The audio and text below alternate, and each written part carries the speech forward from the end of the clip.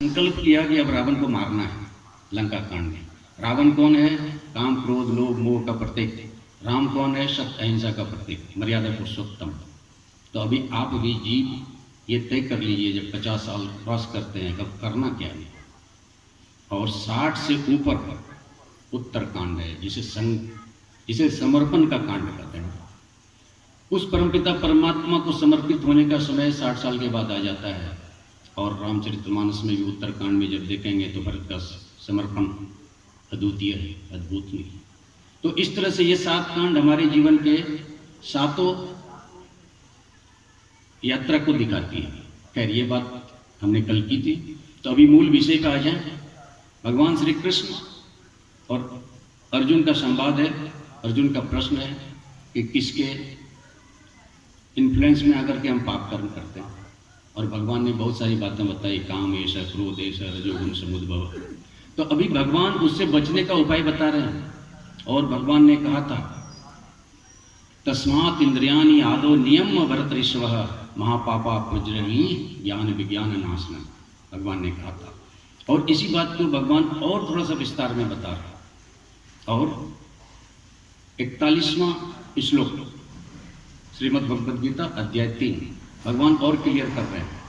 इंद्रियाणि पराणि आहु, इंद्रिय परम मनः, मनसतु परा बुद्धि, यह बुद्धय परसः दुसः।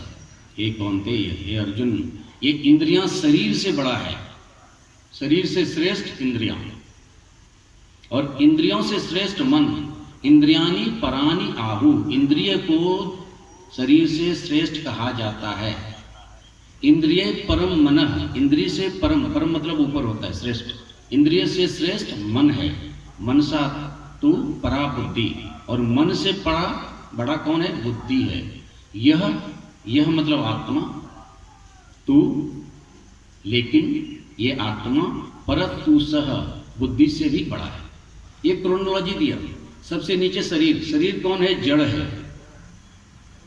लेकिन शरीर में जो इंद्रिय है उसके चलते हमारा शरीर चलायमान होता है। मैं उदाहरण दूंगा थोड़ा सा तो समझ में आएगा।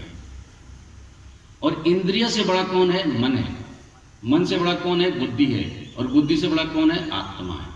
अभी ध्यान देना, हमारा ये शरीर यहाँ बैठा है। अगर हमारी इंद्रिय काम करना बंद कर दे तो ये शरीर एक निश्चल हो जाएगा। ये शरीर हिल नहीं सकता है।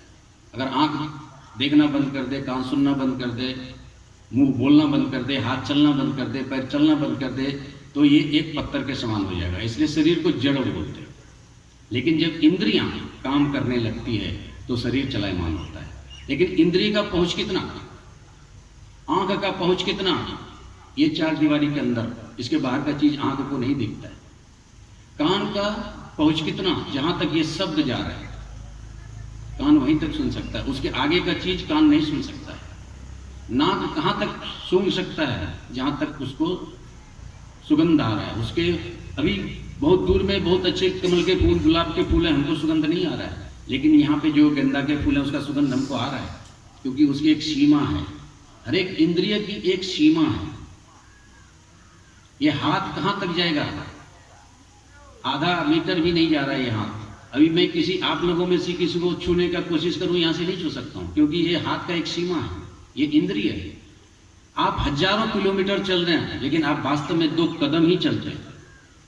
चाहे आप हजारों किलोमीटर चल रहे हैं, एक कदम एक पैर उठाएगा, दूसरा कदम दूसरा पैर उठाएगा, तीसरा कोई कदम नहीं है जो कि पैर उठा सकता है, क्योंकि इंद्रिय का एक निश्चित सीमा है। और इंद्रिय से बड़ा मन की सीमा इंद्रिय से ज्यादा है। मन बहुत दूर तक जा सकता है। जहां भी आप पहले कभी गए हैं वहां पे मन जा सकता है। अभी मैं बोलूं सुल्तानगंज रेलवे स्टेशन, जितने भी आदमी सुल्तानगंज रेलवे स्टेशन गए तुरंत वहां पहुंच गए। सुल्तानगंज यहां से 30 किलोमीटर।